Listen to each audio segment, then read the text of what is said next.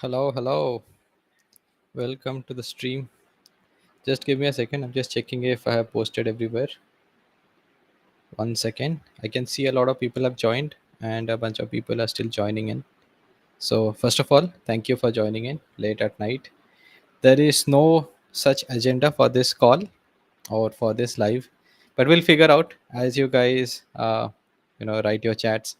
I'll try to reply to them. And there's one thing that I wanted to actually bring into everybody's notice. So you've heard about Mid Journey, right? That thing that creates image, right? That was dethroned by Flux. So Flux was another,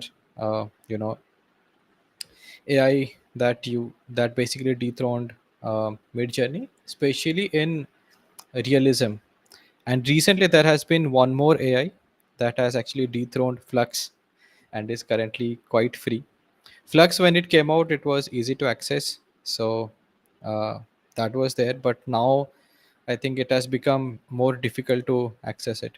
Like for example, I'll actually share different examples of different things. But yeah, Rupesh, your question is what's the Restream? Restream is the software that I'm using. So this is again, I'm in testing phase, so I have not taken a subscription of this software. I'm checking all different possibilities. This was a scheduled live, so I wanted to check how this works in Restream. So it has worked pretty fine so far, this particular software. So again, what it allows you to do, again, something for anybody who is thinking to get into creation, content creation, would really like this is, so there are two things that you can do, okay, which is you can build your audience on one platform and go live on one platform, or you can basically go live on multiple platforms. So if I want right now, I can go live on YouTube, on LinkedIn, on Instagram, and on all different platforms together. But there has been so many content that, or content creator who have done that and have told that this actually doesn't work that great, which is you diversifying all your streams does not really work, because what they want is they want all your chat, all your social stuff to happen in one particular place. So if you have like multiple streams, then your audience will also diversify. Some will join LinkedIn, some will join here and there, and that's not a great experience, because especially in lives like this, a lot of audience also keeps talking to each other, right? So you want as much crowd as possible in one place for conversation to happen between the crowd as well.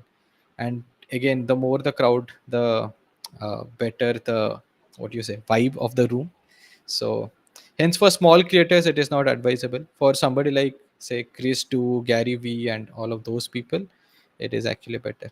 um, I lost my chain of thought. But yeah, the idea is I'll actually introduce you to this new AI, which is better than Flux. Right now, it is the number one AI for image generation, and it is free to use. At least you get 50 credits to use every day. So that's good. Um, Jerry says, hey, hi, Jerry. Satvik says, what's the agenda? I just came to check. Yeah, the agenda is first we'll cover AI tool, which is, I don't know, they have taken a lot of inspiration from Figma, by the way, which is actually good, because Figma is one tool that is like created really well. Mansoor, hi. Uh, what's the restream has? We have already addressed that. If you have any questions, keep putting it in the chat and I'll try to answer it. If you have any opinions, any other stuff, anything you want me to discuss, you can add that to the chat as well. But yeah, let's go through that AI tool, which is better than Midjourney, better than Flux, and free. Okay, let me share my screen.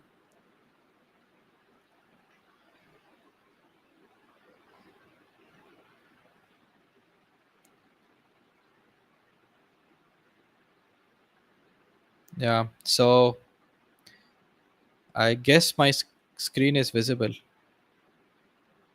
Let me know in the chat if my screen is visible, if I'm also visible in this corner. Is it visible? Let me know. Yes, no.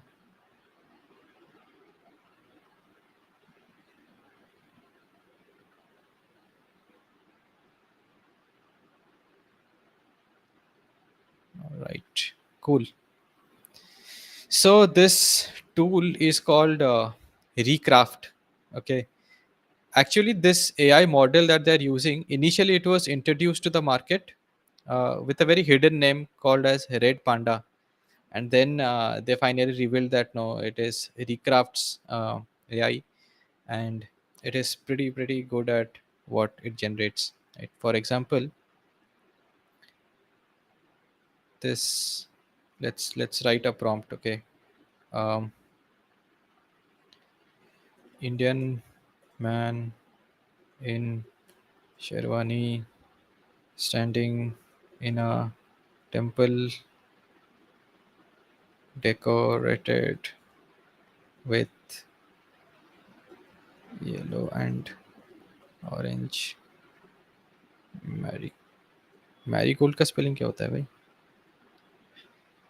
Since I have used this autocorrect, I've lost all spellings.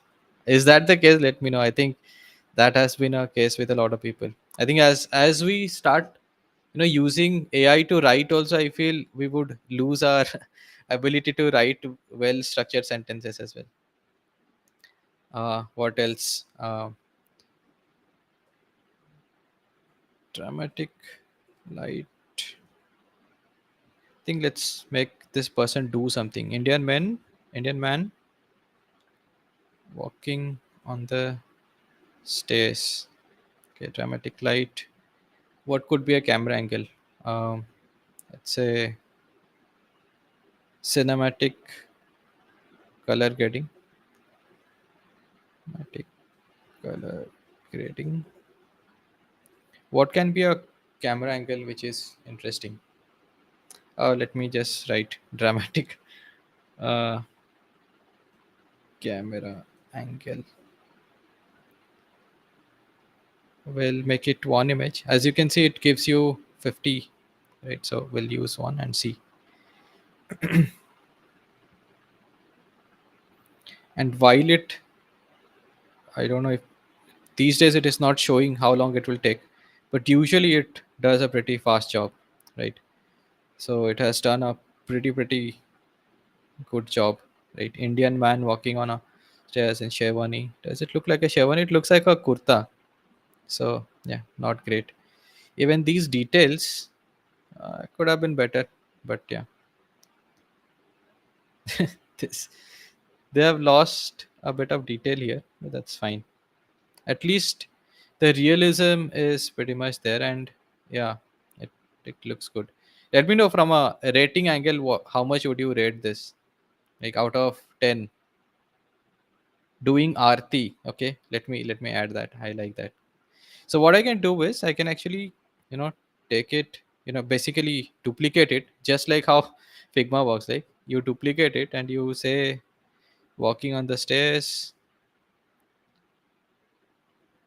doing arti.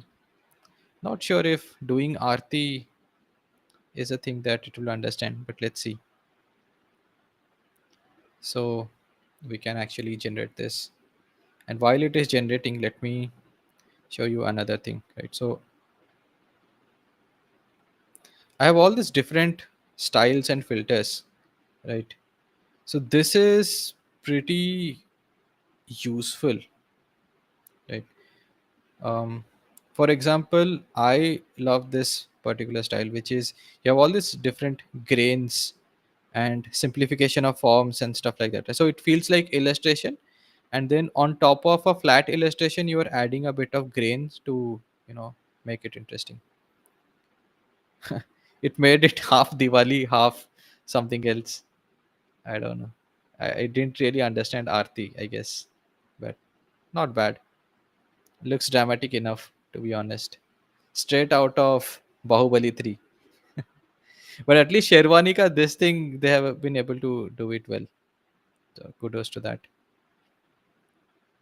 Yeah, okay. Let's see.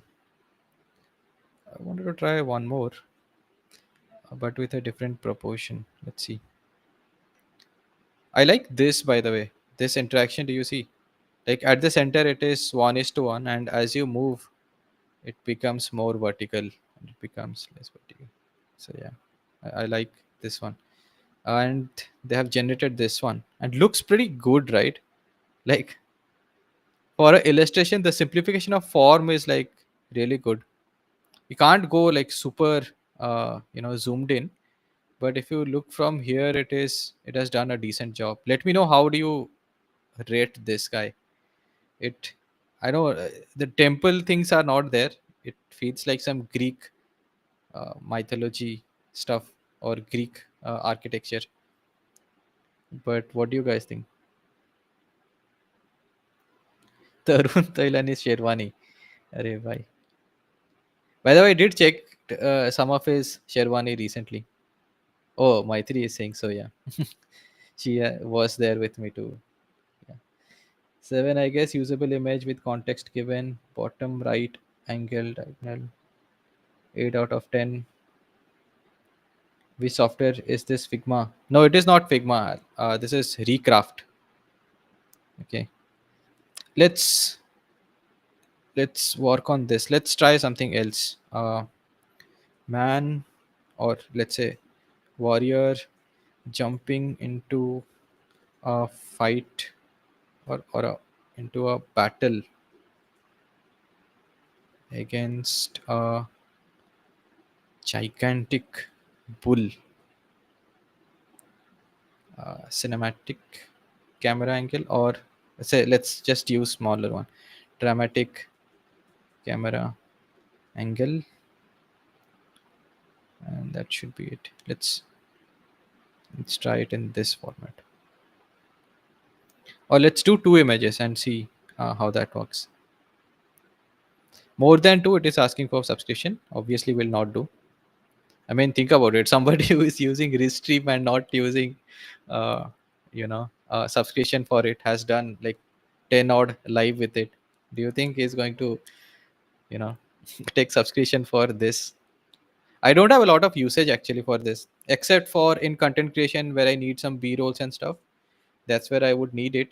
But you have seen my YouTube videos. Recently, I have not been using it a lot. This is interesting. I think it is definitely jumping to fight a gigantic bull. So yeah, pretty interesting. What we can actually also do, by the way, can you see this also? Like it has generated two images here.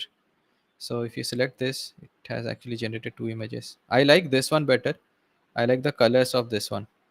Right? So what I can do is I can actually create my own color palette. Right. So I'm just generating random stuff, but if I want, I can use my own branded colors, right? So let's see. I think this would be interesting. It would look very dramatic with this color set: black, red, white. Let's see. So this color is applied. In terms of UI, I really like what they have done with this, right? It shows all the color here. Like if I select this, can you see all these different colors are also selected? So I like this particular UI element that they have created. Good stuff. So let's regenerate this exact same thing. What I also like is, while this stuff is happening, I can do a bunch of other stuff. Like I'll just put all of this together, and all this management stuff I'll keep on doing, right, while this thing gets worked on. So I really like that part about this software. And while this is getting generated, you can also see what other stuff we can do. Oh damn it. So this looks pretty intense, right? With this color palette. I think more intense is probably this one. Not sure. This face doesn't look that intense to me. This bull looks very intense. This guy, I don't know, the face is little fucked up, but okay. But definitely is workable, right? At least this guy is definitely workable if you want to work with this. So this is really cool. Give me a prompt, guys. No, it is not taking the previous. I'm just looking at the comments. It is not taking the previous style. It is taking the style that you are adding here. So when I'm duplicating it, this duplication does not have any impact on what you want to generate next. Please share a prompt. We will play around with it. Meanwhile, I'll try to do it in a different style also. Okay, let's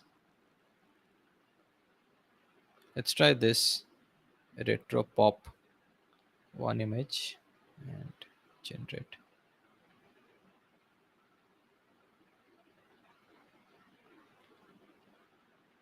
By the way, you can also fine tune stuff like here.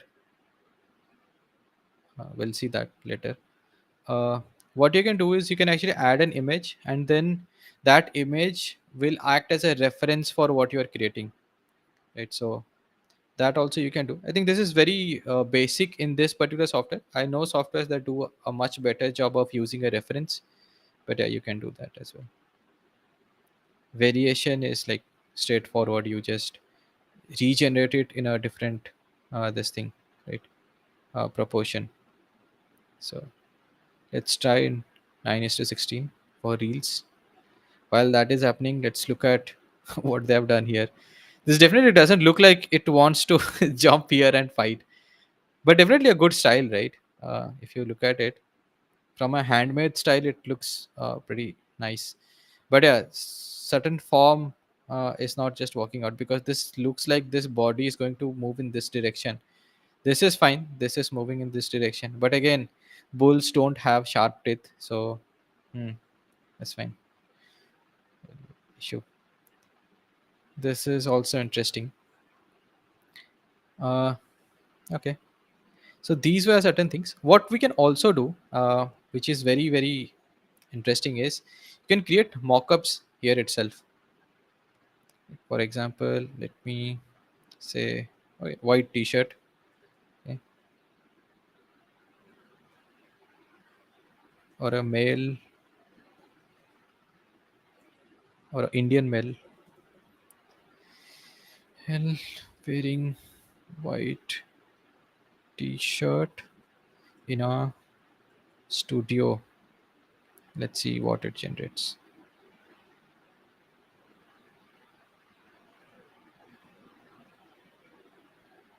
So what you can actually do is you can create a mock, right, which is a iPhone device, or a cup, or a T-shirt and stuff like that. The fuck did it generate? Okay, cool. Why does it look a bit like Dhoni? At least this part looks like Dhoni.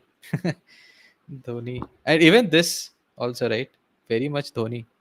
Do you see Dhoni in this picture, or is it just me? Okay, so I see this as a comment, right? Cute girl dancing in depth of ocean surrounded by cute fishes, cinematic lightings with depth. Okay, it's very tough for me to actually copy this from the software that I'm using. So I understood cute girl dancing in depth of ocean surrounded by cute. Okay, okay. Let's do that. But let's also change the style. Let's say this might work out, right? Cute girl dancing in depth of ocean surrounded by cute fishes. What was the lighting? Cinematic lights with depth.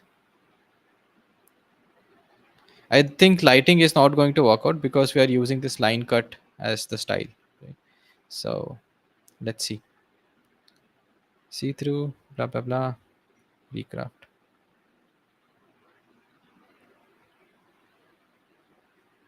Meanwhile, another thing that we can do is, can I get rid of it?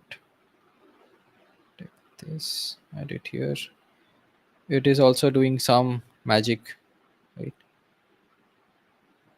Can you see? It has it has taken this. It's crazy, right? How amazing.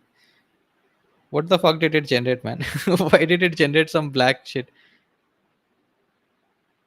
Wait, line and fill. No, let's see, let's try. But this is interesting, right? You just, you know, just brought this thing up here, and it just mapped its what do you call this, the depth mapping, right? It got the depth mapping right. So this is interesting. What we can also do is, how about I actually get something from internet? It's a fish png. Not sure if it is going to work, but again, uh, we'll only know if we try. So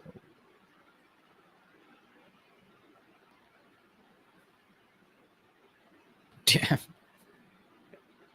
Yeah, it is actually a mock. You can pretty much bring in any random shit. And pretty interesting. How about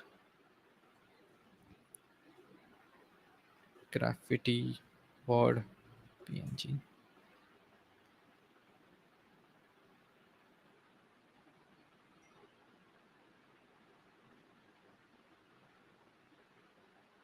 By the way, have you guys seen that reel that I had created? How do you find out that this is not a fake PNG? So you basically move it outside, and if it doesn't show all those, check boxes, then it is a true PNG. Like, for example, this guy is not a true PNG, right? It's a fake one. So yeah, just a trick. What happened to the graffiti one? Did we not copy it? Yep. Fuck this one. Damn.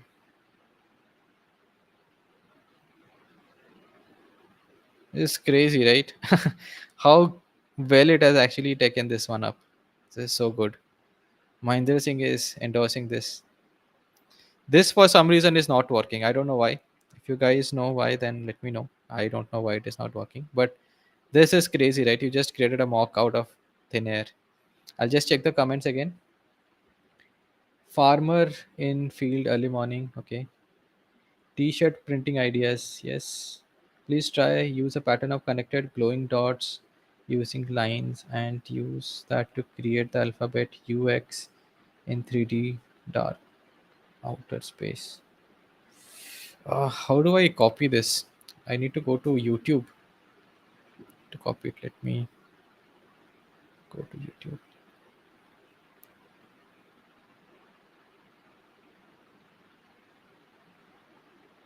I need to watch myself do stuff to be able to copy it.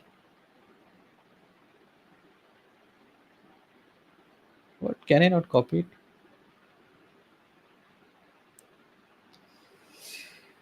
Cool. So image. Oh damn! It is not copying the text. How does one copy? Okay.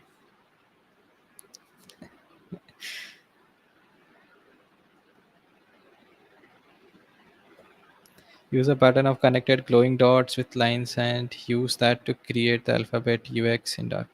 Actually, this is not going to create what you are saying, but let's see. The way we should write is most likely our hero thing, whatever the noun is, we should write that upfront, which is text that says UX in the style of blah blah blah, whatever. That should be a better format. But we'll test that out as well. We'll make this. All right. Copy it, and we'll do this uh, text that reads UX. Oh damn it, it has done a decent job. Is it not a decent? Guys, let me know in the comments.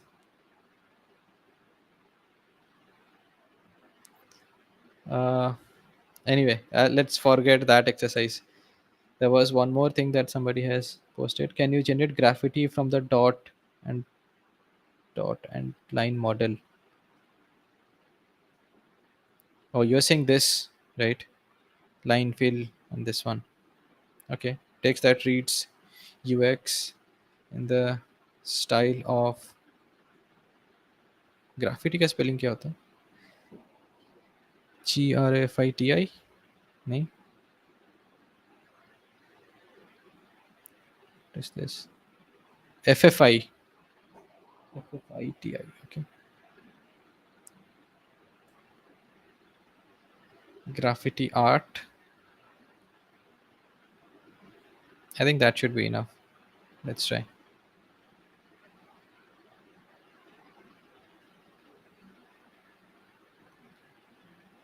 Cool. There was one more thing, which is, can this have variation in different poses? Let's try that.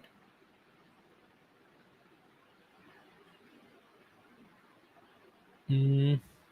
I'll probably have to write the prompt itself. So this was our original prompt. Right, let's fuck this up. Okay, this was our original prompt. Indian male wearing white t-shirt in a studio. Indian male showing a thumbs up, looking into the camera with a smirk on his face, wearing t-shirt in a studio. But then we don't have enough studio background here in a studio. Let's make it like this and see what it generates. Graffiti art. It didn't do that great of a style, maybe. Or maybe I'll have to write here text that treats UX in the style of graffiti art on a plain background. Would that work? Text that treats UX. At least U and X and stuff like that has been decent. Well, there you have it. You have a different pose. What we'll do is we'll take this, copy it, make it smaller.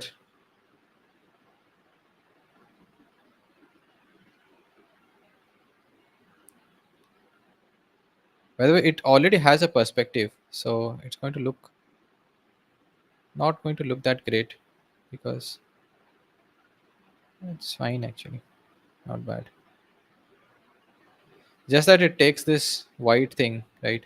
What we can also do is take this. Can we remove background? We should have that. Yep, we can. Now it's going to look nice. Oh, by the way, you can actually generate vectors from here as well. Like that's crazy, right? Plain background. Let me use.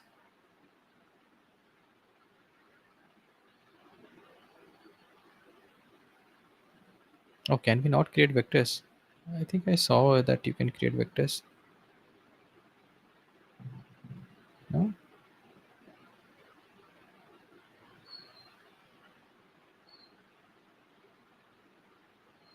I think these are vectors.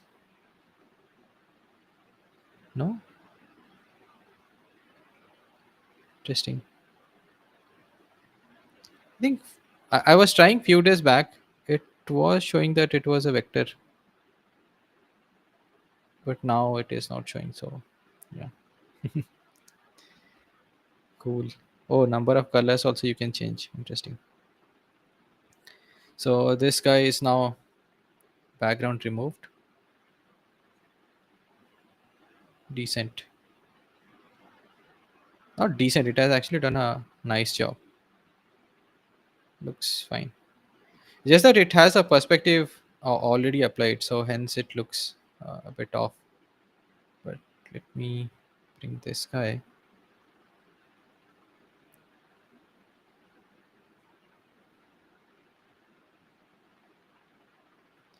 Let's see how that works.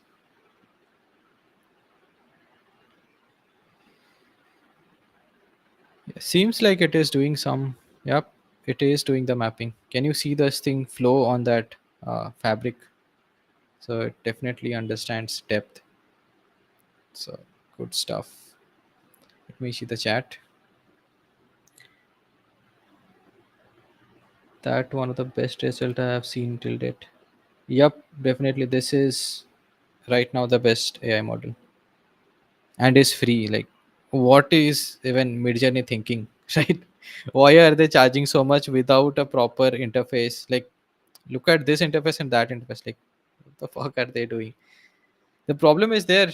I don't know. For some reason, they're just very slow, even though they had a very big head start.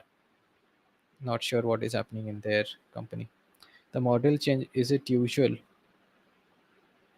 or the same model can have different poses? To maintain model consistency, you will have to train those LoRa's, right? You might have heard about LoRa's. You can train that. You can give reference image, but it's not that strong. The correlations are not that strong. Although recently, I think 2 3 days back, I have heard some breakthrough that has happened in that. So the idea is, let me become a bigger face. Wait.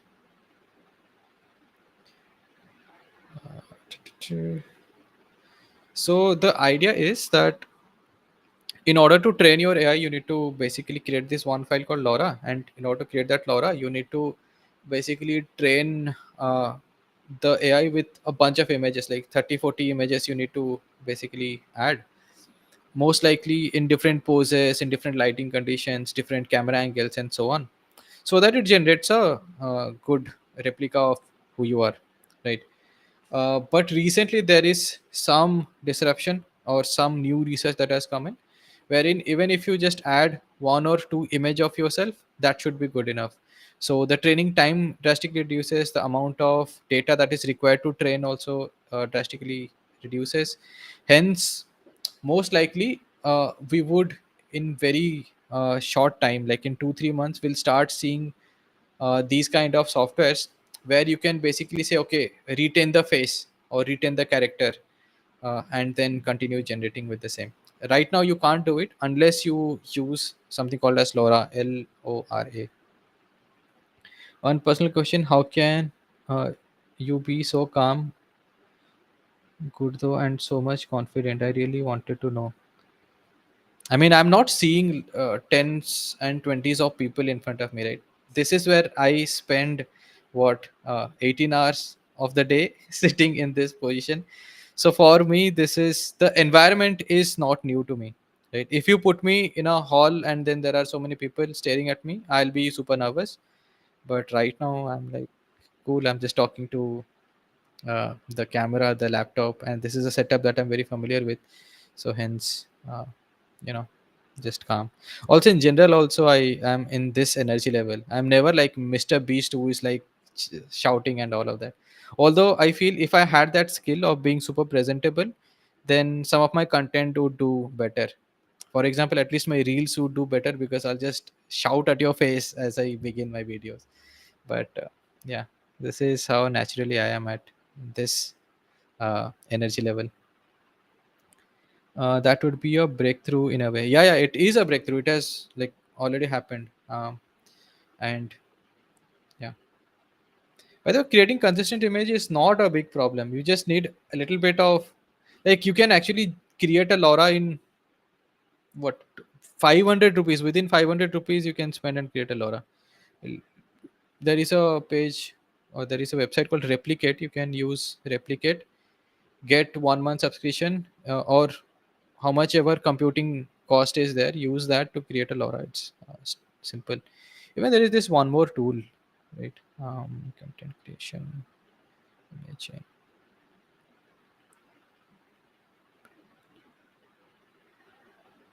Flux Pro. By the way, this is where Flux used to be free and they used to give enough of usage, but now they have like reduced the credit to 10, and each image generation takes about 6 to 8. So like, what does even 10 mean, right? Is my face so big?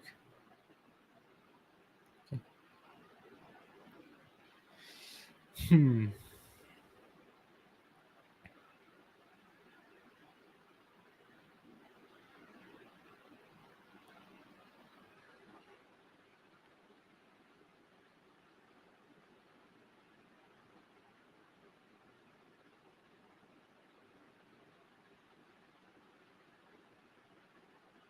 Oh, I'm still on this one. Oh, okay, okay.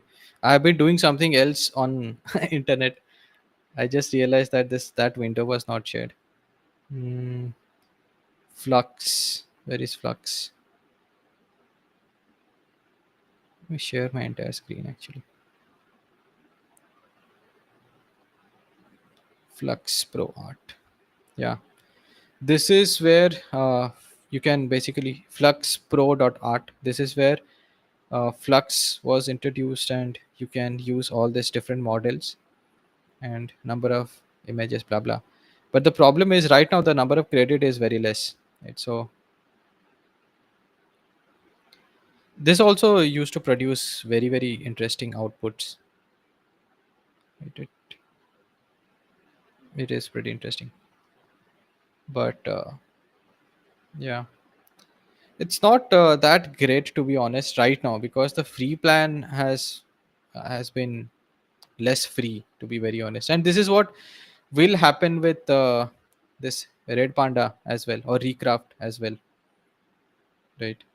So when you are getting this at a very low cost, or when you're getting it as more free, then please use it. You might just find it interesting.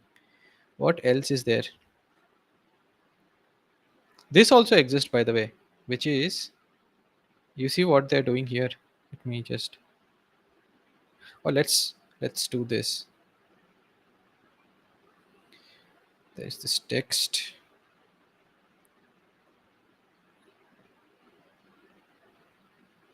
Let's write Bahubali. Okay, let's create a frame. They have like copied, not copied, but got inspired by Figma so much that they have created this concept of frames as well. I don't know exactly how to use it, but let's see. Bahubali.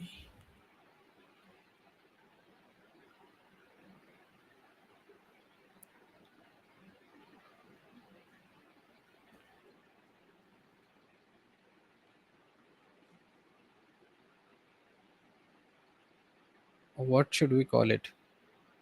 A poster, a cinema poster, a movie poster. Let's see what it generates, and then we will, work around with it. So what it does is it actually gives you the control to write text in a certain way, or at least placement of text and usage of images and whatnot, right? This can be super useful actually. I have not just learned how to use it, that's the problem, but I feel it can be very useful in certain situation.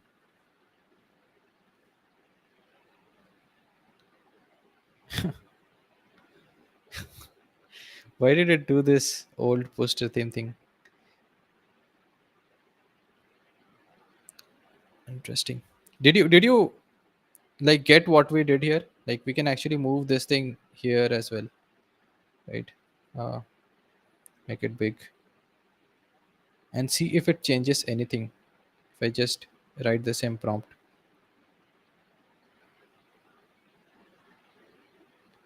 It's array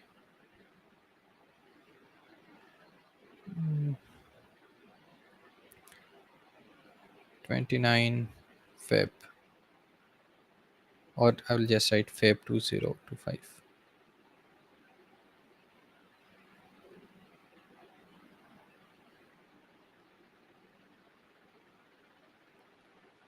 Let's see.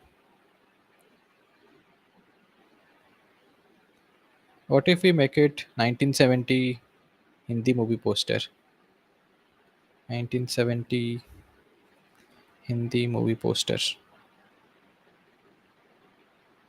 Let's see. And I like this part as well, which is they are doing simultaneously two operations. It might take more time. Oh, it didn't. That's nice. Okay. The text has actually come out fine. I understand like the kerning and all of that is super bad. It's fine. 1970 poster. Hmm. Definitely not there, but still does a decent job. So two things, or let's do this one also. A hand holding a camera. Let's see if we can generate good hands, because those were the two things that we have always criticized AI with, right? Which is, does not generate a good hand, and it does not generate good text. This is at least something that we were saying in the first half of this year. Is it good enough? How would you rate this, by the way, guys? Let me know. I would really like to understand your view of this. How much would you rate a hand holding a camera? This is, by the way, very complex understanding of where to hold a camera, also, right? Out of 10, how much would you rate it?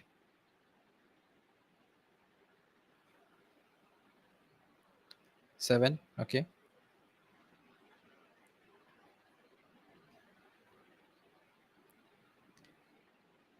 Hand holding a camera. Okay.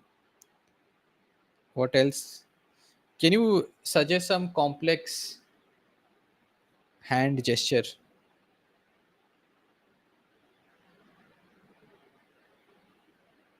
A, a hand holding a shotgun. Shotgun is like you have to hold it in a certain way, right? With or two hands, or a man holding a shotgun, maybe.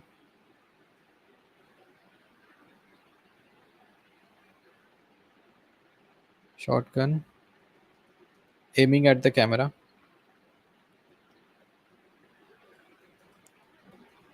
Let's see what it generates.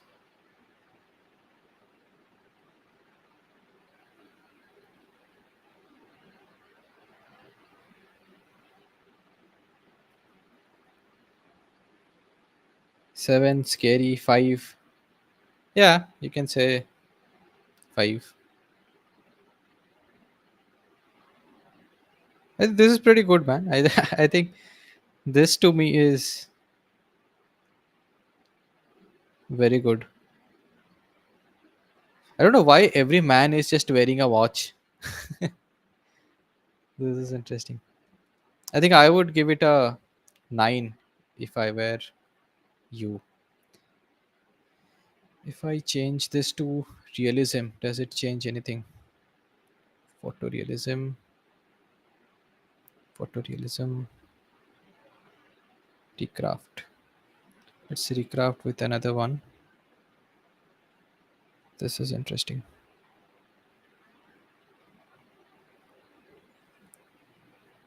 Let's try natural light. What the fuck just happened to the shotgun? Okay, they have fucked up the shotgun. And the hand is so yeah, it is also fucked up. This is really bad. This is also very bad. This was good. I think their raw version is actually decent. All these require work. But yeah, I think this is all. Let's try one more AI. You might be aware of it, you might not be aware of it, but let's try. Let me download this. How do I download it? Export as JPEG.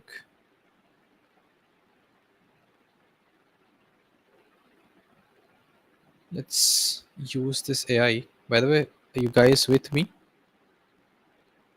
The gun image is great, too real. Yup, yup. Let's try this other AI. Image to video. Immersity.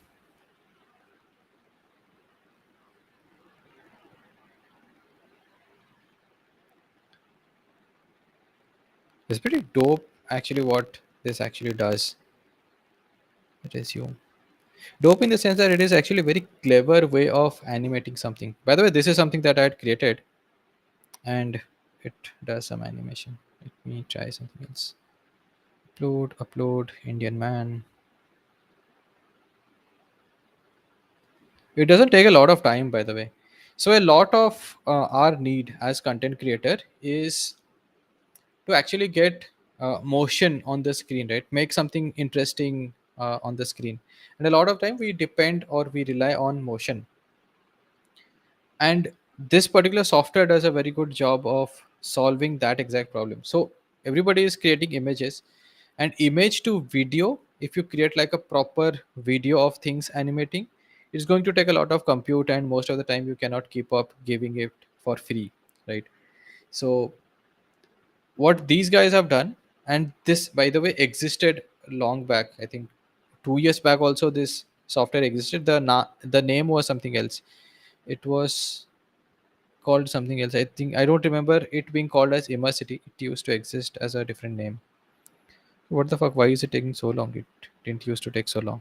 But okay, we'll come back to that. Oh, damn! I just realized that my screen was not shared. Let me go back. Place the screen, entire screen. Go back here. Immersity. Stop sharing. Damn. Wait. It is Immersity. Immersity.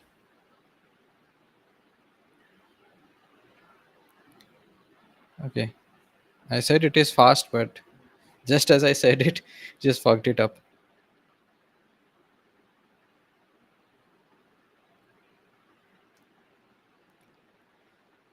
Hmm. I was planning to try this. Let's see if it does a decent job. If not, then we'll go back to a different image. Maybe it's something with my internet speed because we're doing a live stream and all. Let's see.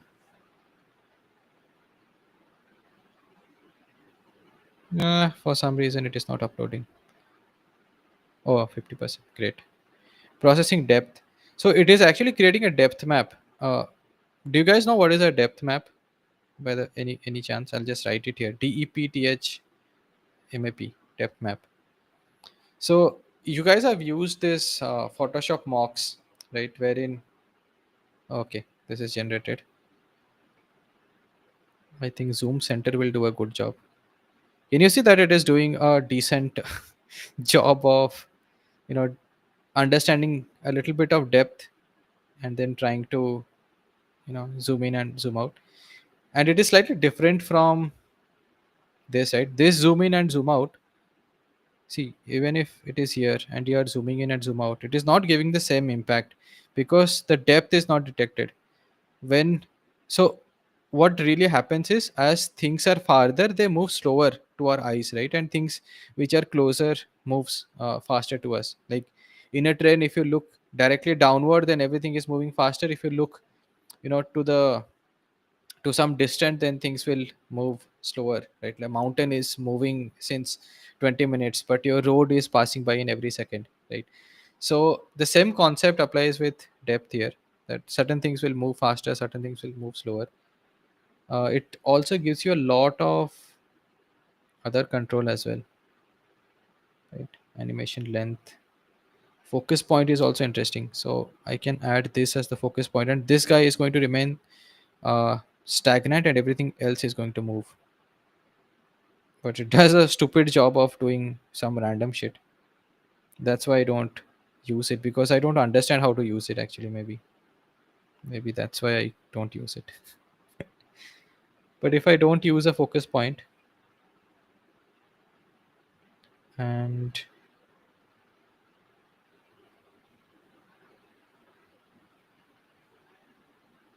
rather just use one of these, then it does a decent job. And you can actually export it in MP4 motion, and you can export it in this, right? It will have a what do you call it, mark, uh, but that is fine. You will get a watermark, but you will get this thing exported at free of cost. So you have 100 credits, you'll not be using any credit, you'll be able to export it. So this is a pretty interesting one. Let me know how you feel about this one. It is for design interviews with big companies for beginners position. I'll get to that. But yeah, these are the things that I wanted to share. So Immersity ho gaya, Recraft is done. Oh, I asked you for one hand gesture. You guys didn't give. But we saw that okay, other models are not working that great. We understood that this model is working fine. You know, Gcraft version 3, raw is working nice. And what else? Everything else you guys understood. Cool.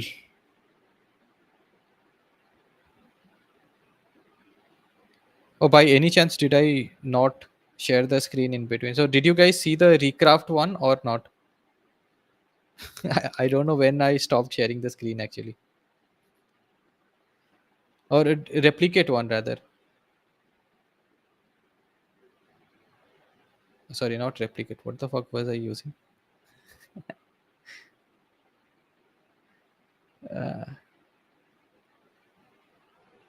Damn it.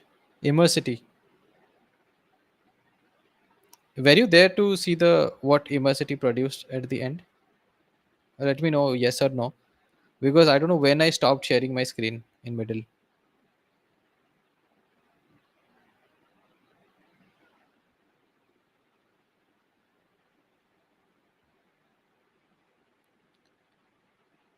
It basically produced this. Okay, again also my screen is not shared.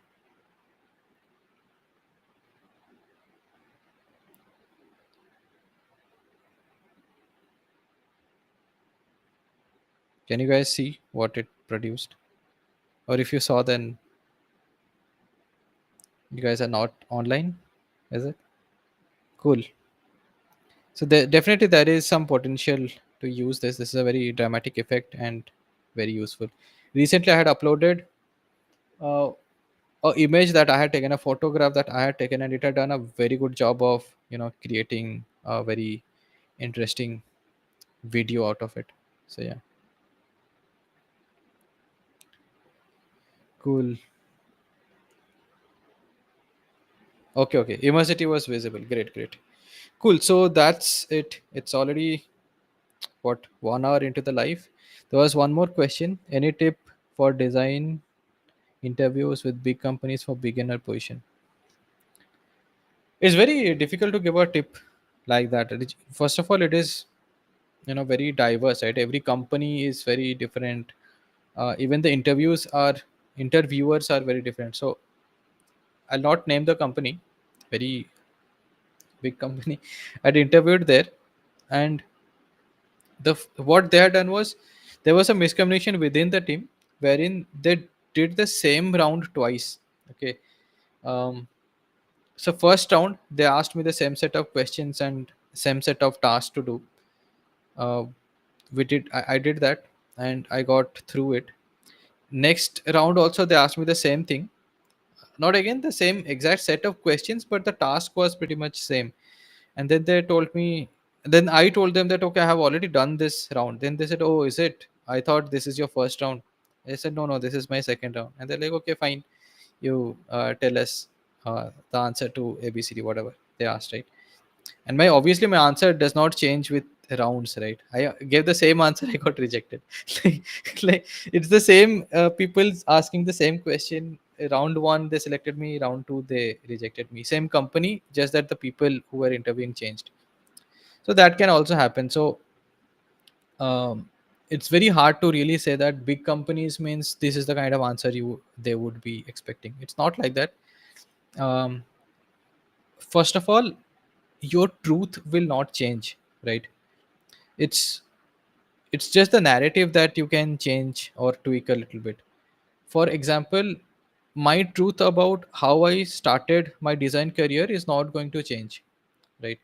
But my narrative can still change how I am, saying it. It's exactly not, what do you call it, false, but it's the way you present the narrative. For example,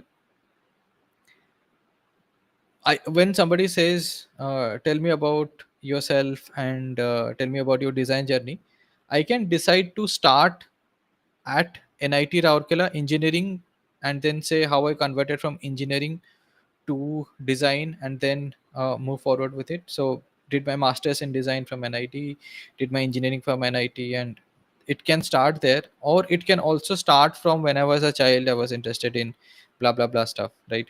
So maybe if I'm interviewing for a startup, I might want to tell that part of the story where I was a jugadu person, which is, I can you can throw a lot of problem at me, and then I can find ways to solve it, or find ways to find people who would solve it, or find ways to take help, and so on, right? So maybe for a startup, I would paint that picture of me.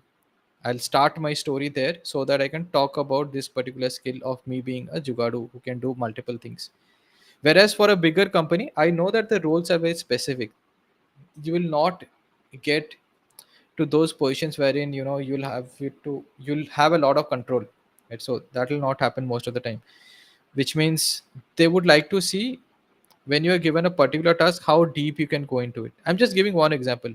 It's not globally applied to every company or anything like that, but I could then start and keep that part short, because I feel like, okay, what they want and what I want to show, that story does not need to begin with me being a jugadu, because jugadu, let's say, is not something that is appreciated in this company, right? Or they won't find much value from this company. Then why should I talk from that point? Rather, I will keep my answer short and see if any other opportunity comes up in the question where I can sell my skill, right? So those are a few things that you can probably use, but again, there is no straight solid answer to, okay, this are the type of answer that you should be giving. But yeah, I've been using the same answer for why UX design. I'm also the same boat, how to change it. Same answer for why UX design. Why UX design again?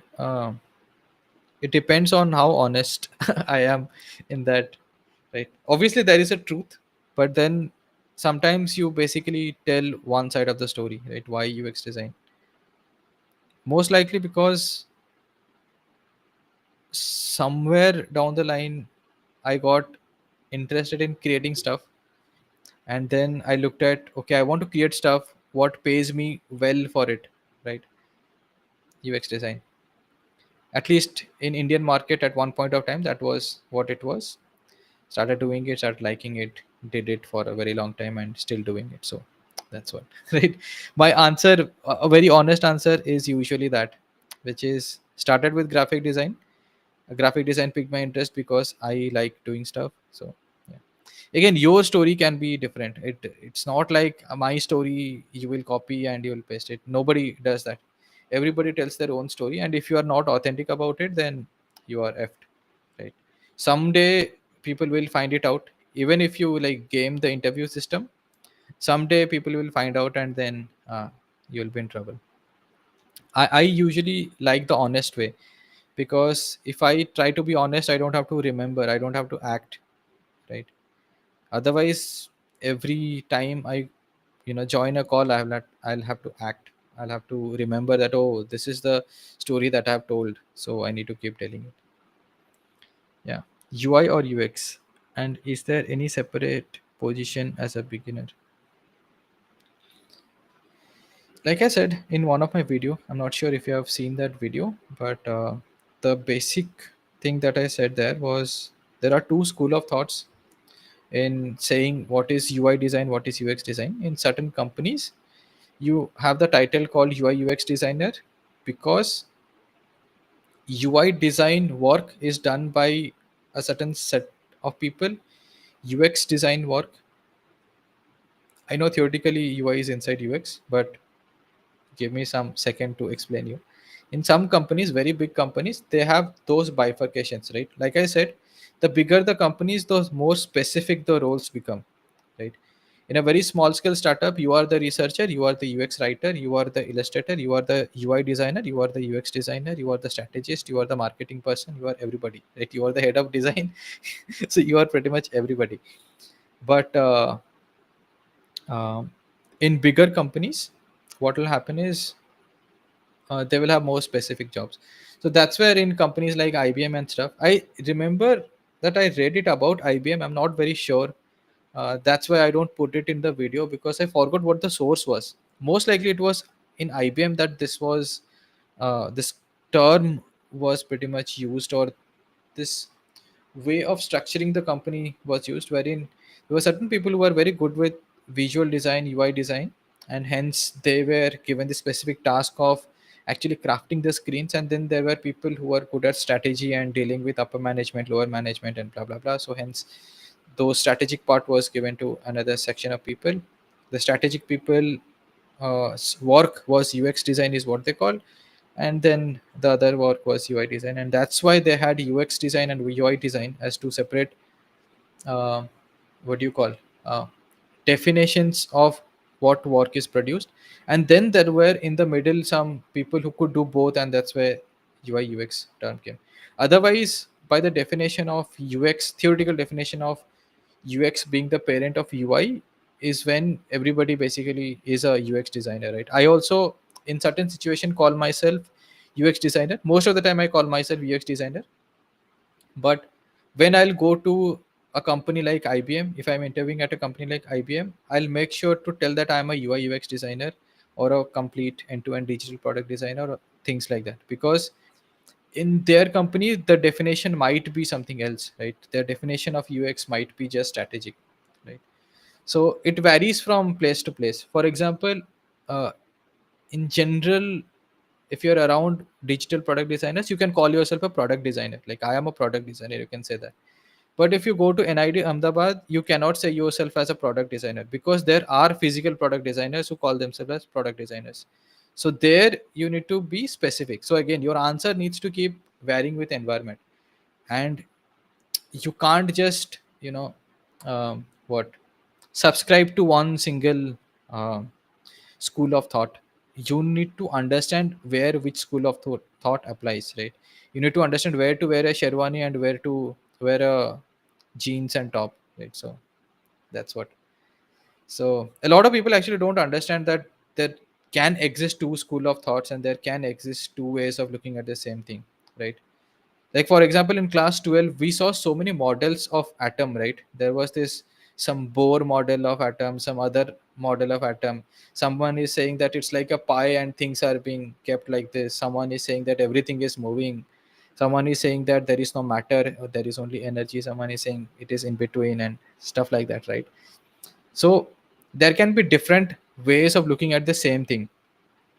And the problem is a lot of people feel that definitions has to be super concrete and things like that. But and that's where you start all of this uh, what do you call it, lafda, lafda, where somebody is saying, oh, this is not UX, somebody is saying, oh, UI is not part of UX is part of UI, and blah blah blah. Most of the people are just going there and regulating other people, saying that UI is UX, UI is part of UX. But what if that other person comes from the other school of thought, and probably they're applying the right school of thought there? Or what if, like, if I write sometimes UI slash UX, a lot of the time it is because of SEO, right? It's just that a lot of people, or the algorithm probably picks UI slash UX more than any other term. Say product designer. Let's say if I write product designer, the algorithm gets confused, so I'll write UX designer or UI UX designer and things like that, right? So sometimes people do not understand what context of use is, and then they start doing all this lafda. But yeah, not sure in this stream I can ask or not doubt how to decide how much space should we allocate to the sidebar in case of expand or collapse. Sidebar, what? How much space should we allocate to sidebar in case of expand or collapse? I don't understand the question that much. Are you saying about, let me share the screen.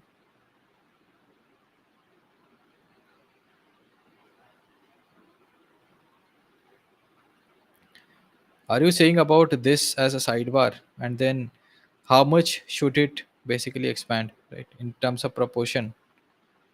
I'm assuming that that is your question.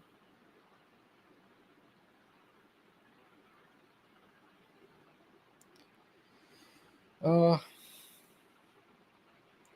you'll have to see what do you call it? What grid system you are following. So let's say you have 12 column grids. Then based on that, you can say that I want to cover this many grids, and based on that, you can take a decision. Also depends on what you put inside that as well, right? And how important is having more width to the side is. So that those are certain factors that can, define. For example, if you have a lot of tables which are like very wide in nature or have multiple columns, and you feel that in general our UI is going to be like that, wherein there will be so many columns that would be required more than 4 and 5. In that case, you can try to keep your sidebar, you know, uh, slightly narrower. You check different examples, right? You have so many different examples of SaaS products, right? You go ahead and check those and see what is the proportion that they're choosing, right? If this is 100%, then how much is this? Is it 12%, 15%, 20%? And from there you can just pick any number, it doesn't matter that much. If you are using grid, then it matters that you follow the grid, but otherwise also that is fine.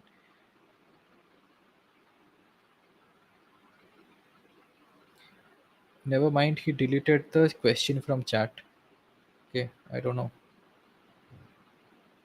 which question, I don't know, but okay. In web app, we have side navigation bar if we are using grid. Again, if you are using grids can be so many, right? Like some people use 16 column grid, some people use 12. I think 12 is more popular because of the way it is divisible. But again, just matters on how much a spacing you are giving between the grid, how much margin you have given for the grid system to exist, and then, I mean, those are few things, right? If you are not using grid, you can also use a percentage of the screen width as well. That is also fine. But yeah, just check other examples and see how much other people are using. Cool. We still have a few people uh, on the call. I'm really interested, like from where have you guys joined in? Have you joined from a phone? Have you joined from a laptop? And from where, like geographically, from which location you guys have joined in? I'm pretty surprised that there are still so many people who are online.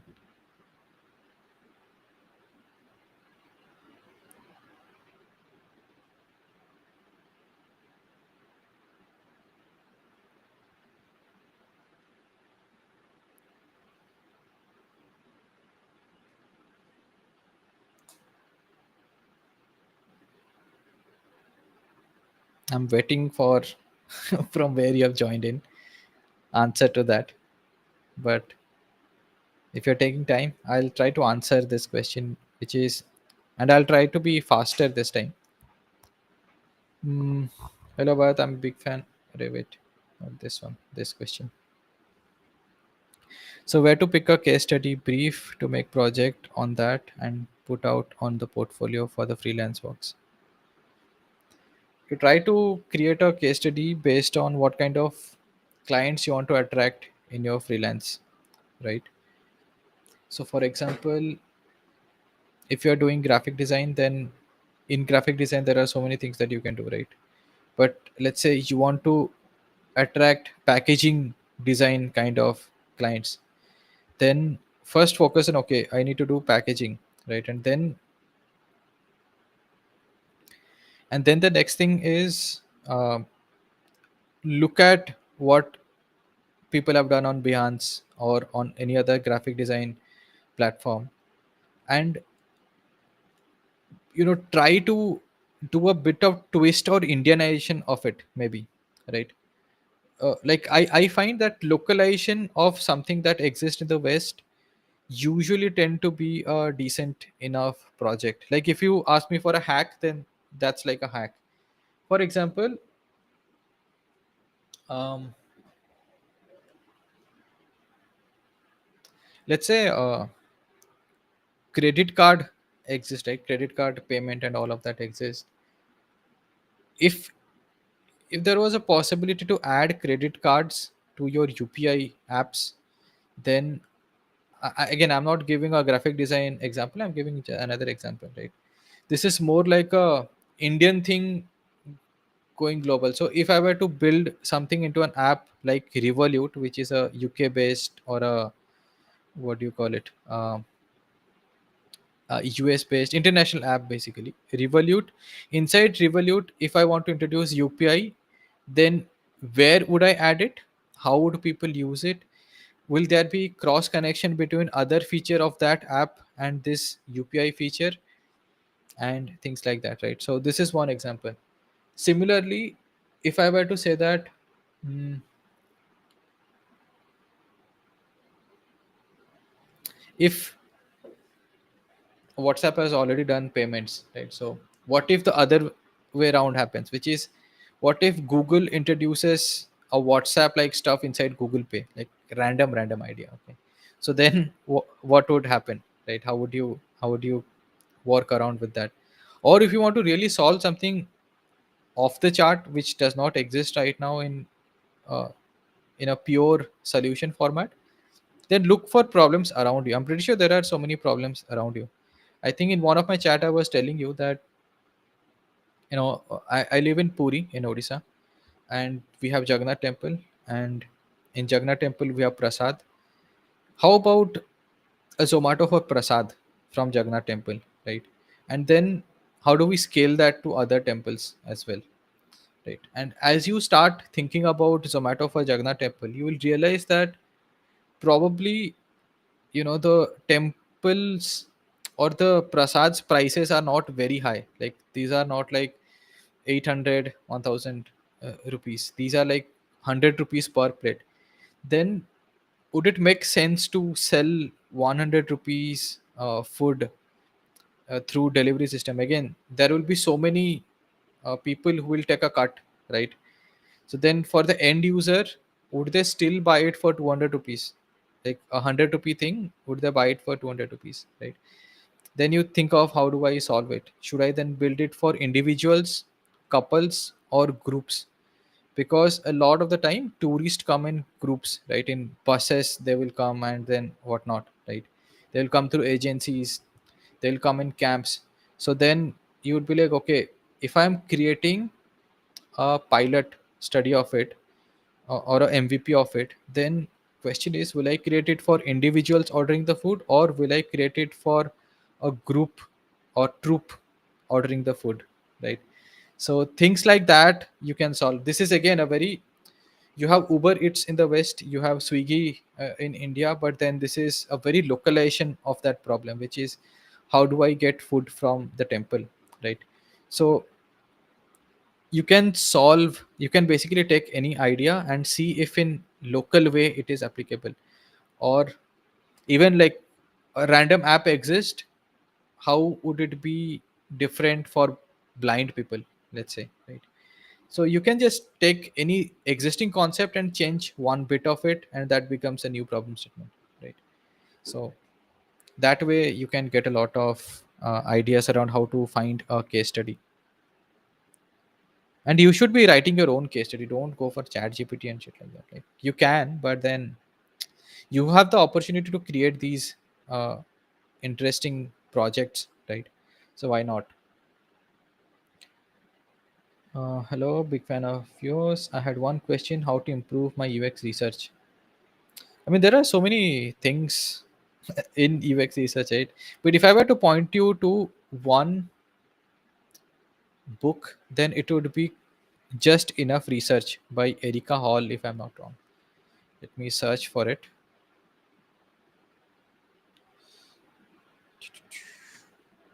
Any of you have heard about this book?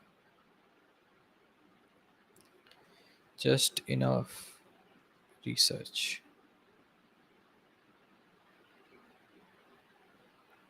Yeah, Erika Hall. This book.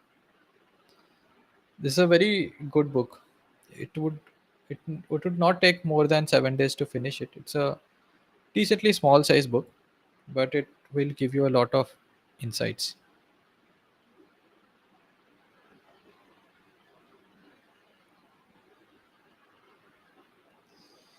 Cool. Then people have said, okay, Rupesh has joined from phone from Baroda. I'm walking right now. It's night shift. Okay, you're on a live stream. You don't seem to be working right now, but fine. Thanks for joining in. I'm new in the channel. Nitin, welcome to the channel. Mukesh is from Vijayawada. Nitin is joining from phone Chhattisgarh, Ahmedabad. UX with Uttam. Okay, Uttam has joined from Ahmedabad. Suryaka has joined from iPad, Mumbai.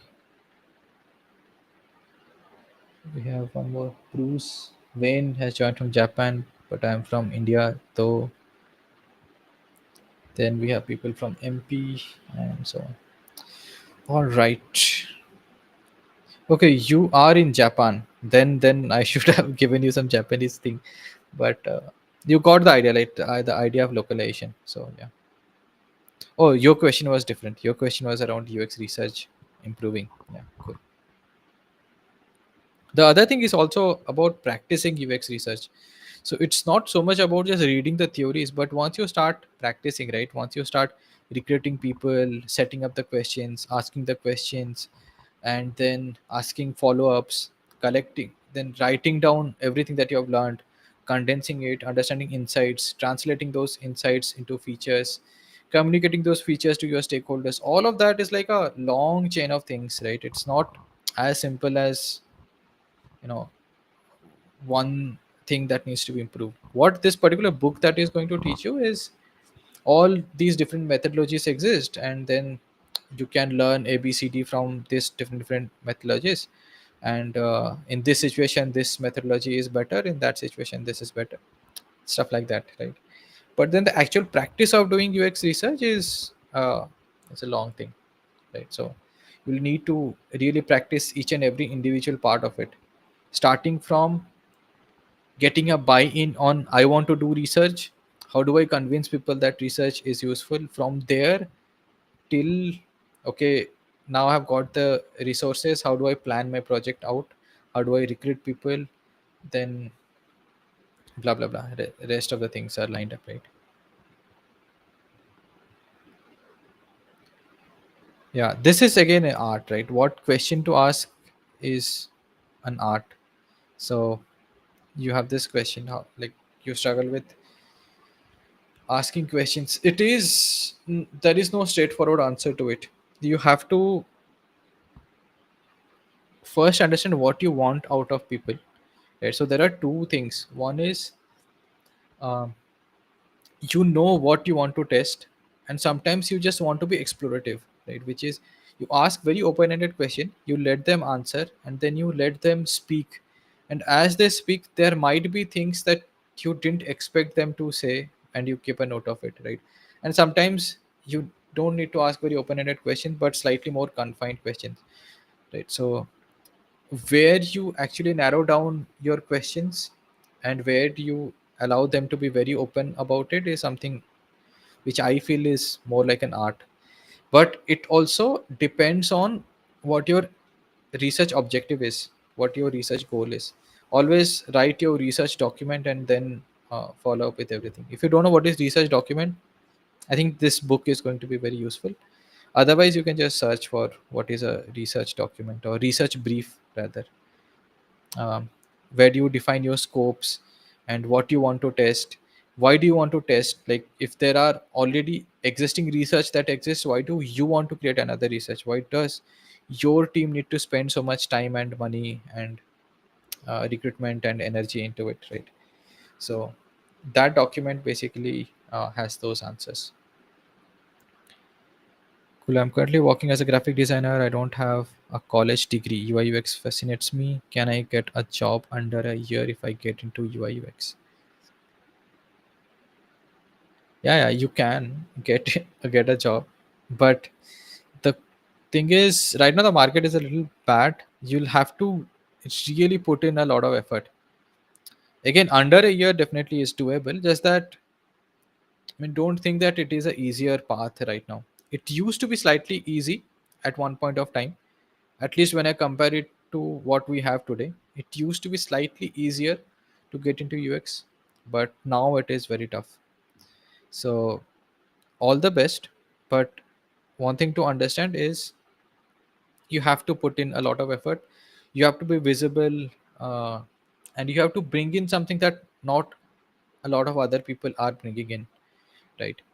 And when it comes to uh, not having a college degree, try to apply to companies. It's a small hack, but try to apply to companies via referrals, a, and via DMing people who are hiring for that position. For example, stay away from HRs basically, right? If it is possible for you to stay away from HRs as your first contact, then it is in your advantage, right? Why market is tough? There is no money in the market, so not a lot of people are hiring. There is a lot of people who have turned into UX/UI designers waiting at the gate, while and they're applying for the same position to which people with 2 years of experience are also applying. So there are newcomers, there are people with 1 years of experience, there are people with 2 years of experience switching jobs. All of them are applying for the same job, so there is competition. What is working in favor of both these parties? One with experience, the problem with them is they're asking for slightly higher price because they probably joined in 2021-22 when the market was high. They got a good salary, so let's say they are already at 10 LPA, right? So when they're applying for the next job, they would be asking for somewhere around 13, 14, 15 LPA or whatnot, right? Whereas a person who is very new is asking for 6 LPA, right? So as a company, I have two choices. I can take somebody with 2 years of experience, pay them 15 LPA, or I can take a very newcomer, pay them 6 LPA. That's like the two big options that I have, right? But then again, there are so many applications, so that's where a lot of supply, very less demand. That's what is causing the market to be very tough. Okay, cool.